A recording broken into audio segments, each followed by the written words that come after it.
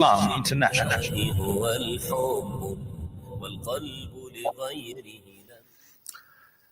It's gone 8:45. You are listening to Sabah al-Muslim on Radio Islam International.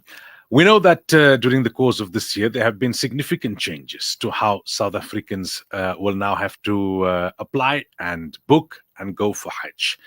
What's the latest? There was a lot of ambiguity at some stage, uncertainty in terms of the finer detail, in terms of the finalized rules and regulations, in terms of the finalized process. And that's why we get the latest updates from Khidmatul Awaam with Brother Muhammad Mia and Ruwaida Kotwal joining us from KAPS. Assalamu alaikum wa rahmatullahi wa barakatuh and welcome.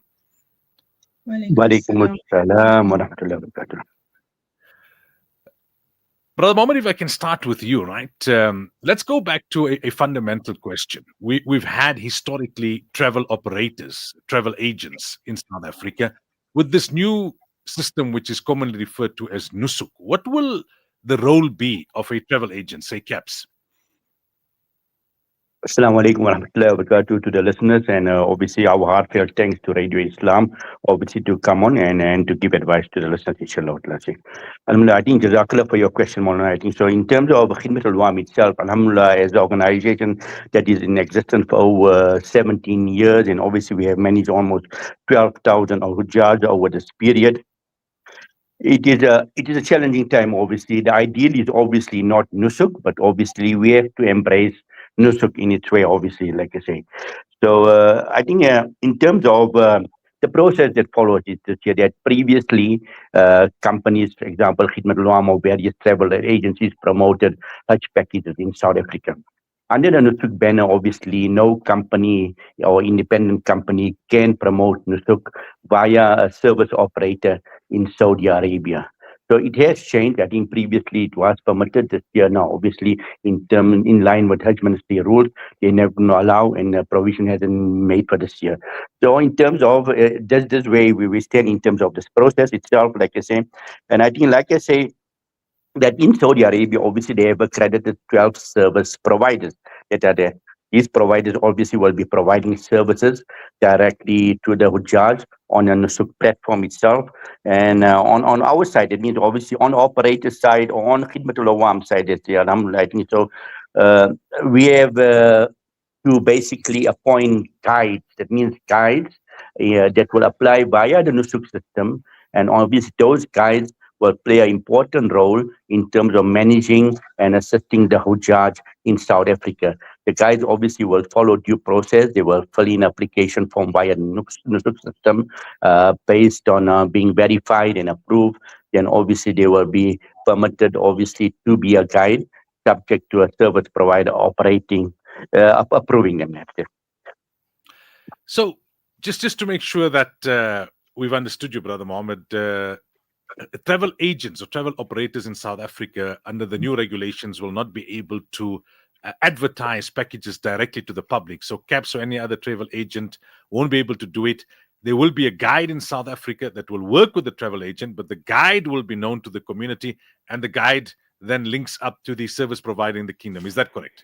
Yes, correctly, sir. I mean, the guide will represent the service provider in Saudi Arabia. And, obviously, a Hajj Ministry has set stringent rules in place, and have been advised, and via service providers, they've indicated to the relevant people or operators all over the world, not only to South Africa in itself, that obviously the guides will be the key component in terms of managing this. So, even if a service provider has a package, that means a service provider previously in South Africa cannot advertise in conjunction with a service provider. This is not permissible.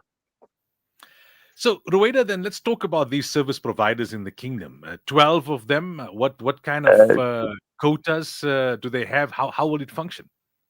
Monica, can I just come in before? Obviously, I think so.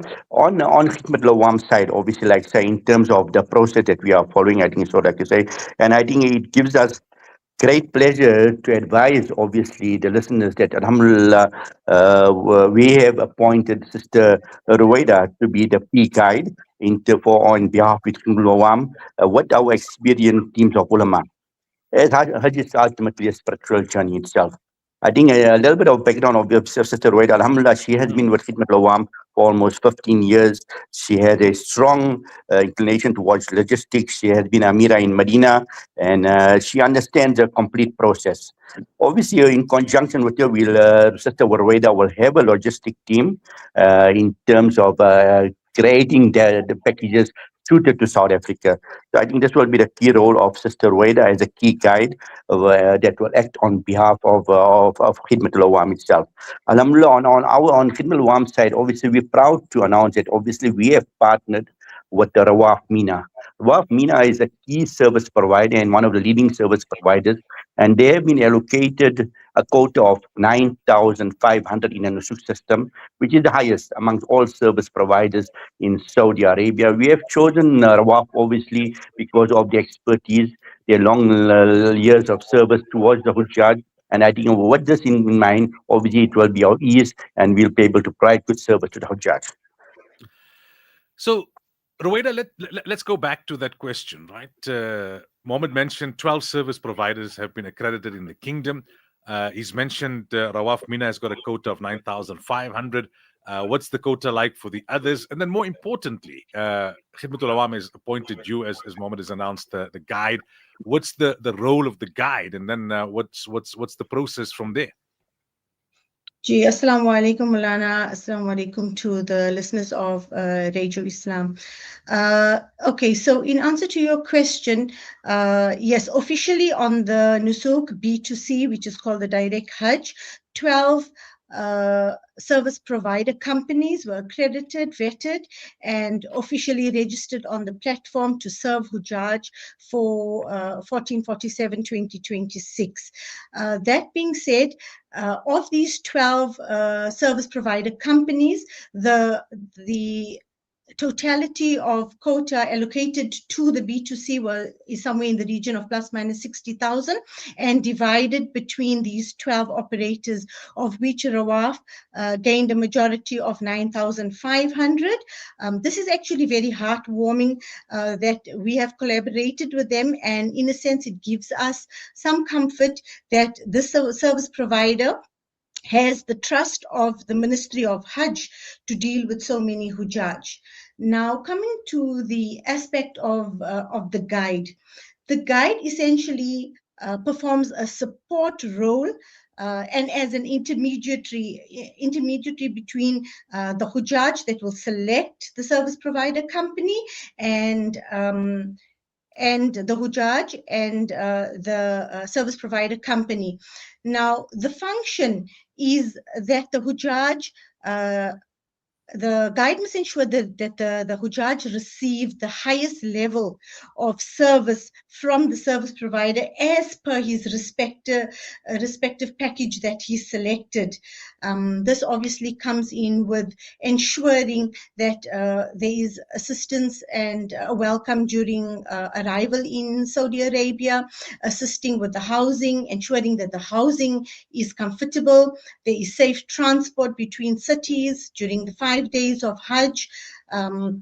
It is also important that the guide that is selected does this with sincerity of intention. This person has to be committed and totally devoted to serving the Hujjaj, inshallah, because at the end of the day, Hajj is a spiritual journey, and we have to ensure that we comply with that within the rules of the ministry to ensure that this is what the Haji attains, the rewards of the holy sites, Medina and Makkah, whilst ultimately on the 5 days of Hajj, ending or gaining the reward of a Hajj Maqbool and a Hajj Mabrur, inshallah. So, in terms of the process now for the Hujjaj, Ruwaida, right? They've got to register on the Nusuk system. That part is understood. What are the kind of timelines and dates that we're looking at? What kind of packages will they have the option of choosing? By when will they choose? By when will they know what kind of costings they are looking at? By where do they get the details of, for example, where their camps will be in Mina, etc.? Are there some packages that are limited to South Africa only? Are there some packages that are only for other countries? If you can quickly take us through that.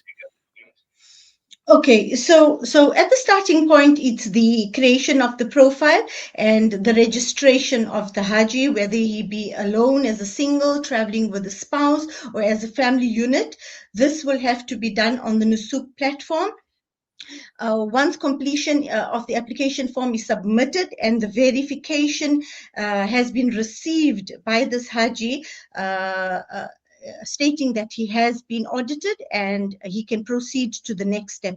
So the Nusuk system basically is a five-step procedural qualification for the end result to be accepted as a Haji for 2026.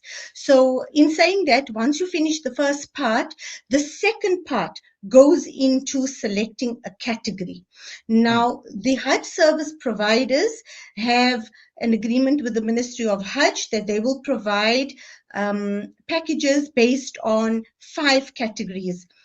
Standard package, which is basically your budget to economy package, offering 4-star hotels. And then you have a premium, which is premium shifting and premium non-shifting. So this is it's a medium budget package that allows you to have a full stay in Makkah, and the shifting allows you to move to Azizia pre-Hajj and post-Hajj. And then you have luxury. This package includes also 2 standards, which is the shifting and non-shifting, also based on a Medina stay, a Makkah full stay, or alternatively a move to Azizia pre-Hajj, post-Hajj. Now, with our interaction with various service providers, the packages are designed according to historically what Hujjaj needed and wanted over the last couple of years of Nusuk's inception. The South African market, we as Khidmatul Awaam have approached many service providers, and obviously the best fit for us was Rawaf, who indicated that they would try and create packages, formulate packages suited to the South African market. So in answer to your question about packages being limited to South Africa, there will be packages limited to a South African market, ideally for the South African Hujjaj, with flights inclusive in the package leaving the major cities of South Africa. But packages for this year, 2026, be it as it may, any nationality would be able to select that package, even if it was designed for South Africa. So even South Africans can choose from an array of packages that will be on offer via the Nusuk system. So, Brother Mohammed, very quickly, we're a bit tight for time, right? Do we have an indication that on the Nusuk platform, how many South Africans have registered to go for Hajj this year? And if our country's quota is not, or if any country's quota is not utilized, how does it go back into the pool? I think earlier on, Raweda mentioned that there's a global quota of about 60,000 in terms of those who will go for Hajj via Nusuk. And I suppose many are wondering, although it's still not formally announced, what kind of indications are there in terms of pricing for this year's Hajj? Yeah, I think currently now, as we understand, in excess of 12,000 people have registered on a Nusuk system from South Africa. So there's an oversubscription of almost 10 times our quota that's there. Overall, throughout the world, it's almost 450,000 Hujjaj that have registered. So here there's an oversubscription of almost, like I say, 8 or 9 times in terms of what it is. So you will understand that in terms of demand, if we have a 68,000 quota, there'll be a great demand for these packages that are there. So I think that will be the challenge, that obviously on the day they allows the viewing of the packages, and beyond that, when Hujjaj have to choose packages, it's going to be a luck, it's going to be a potluck. It depends who's there first, how they manage the stuff, and how the process is driven, inshallah. Any indication on prices, Mohammed? I think in terms of prices, there's variables. I think South Africa is embracing this new system. I would say the minimum price that we're looking at, obviously, basic package is about 23,000 riyals. There's probably a few days in Medina going on to Mecca and then obviously on to Azizia. That excludes flights. And then, so in other words, a person has to budget about 140 to 145,000 per basic package. The package can go onwards to up to about, for a full stay, about 40,000 to 45,000 riyals. So there'll be diverse packages that will be shown on the service provider system, and Hujjaj is open to anybody and everybody. If they feel they're not, they don't require a specific package that probably we promote, they can all choose alternate packages. And then finally, Mohammed, as a non-profit, what will differentiate the guide appointed by KAPS in this particular process from other guides? Yeah, I think as a non-profit organization, I think what will differentiate it? Alhamdulillah, I think Khidmatul Awaam as an organization has obviously was formed, and obviously, Alhamdulillah, we brought down the cost of Hajj in itself. So I think in terms of the guide itself, obviously, we will obviously encourage our guides to create the most affordable packages for the South African Hujjaj that are there, what their logistics is there. So obviously, that will be variable, and that's ultimately, we want to still make Hajj affordable. I don't think the ideal is that the mindset is that what the Hujjaj paid previously, there'll be a vast difference in terms of what they're going to pay now. That obviously we cannot work around it, because obviously certain things is not within our control. Beyond that, obviously, as Khidmatul Awaam itself, that obviously we will try and obviously facilitate in terms of where Hujjaj needs certain type of assistance within certain control, and we're looking at variables, because we have to work with the e-wallet system in terms of assistance. We'll try and manage this process once we finalize the process. I think the final thing is in any industry itself, it's profits driven. That means obviously people have to make money, we respect it, and some people live off this year. However, Khidmatul Awaam as a non-profit organization and obviously serving the community at large, it means each guide will obviously accrue a certain amount of a commission that's there, an indication, and a variable is probably 1,000 riyals for every package itself. And in terms of this being non-profit itself, that obviously our strong indication is subject to us meeting the requirements and meeting the package requirements that is there. Upon the return of the Hujjaj, it means Khidmatul will give a portion of this back to the Hujjaj in itself, taking into consideration obviously our internal administration costs and supporting the guides while they are in Saudi Arabia. So I think that will be a benefit, and it will add value obviously to the Hujjaj, and it will make it a bit easier for them, inshallah. And again, we make dua obviously that Allah grant ease, accept it for everybody, and obviously make the journey a sacred one and accepted one. Mohammed and Ruwaida, shukran so much for your time. Really appreciate it.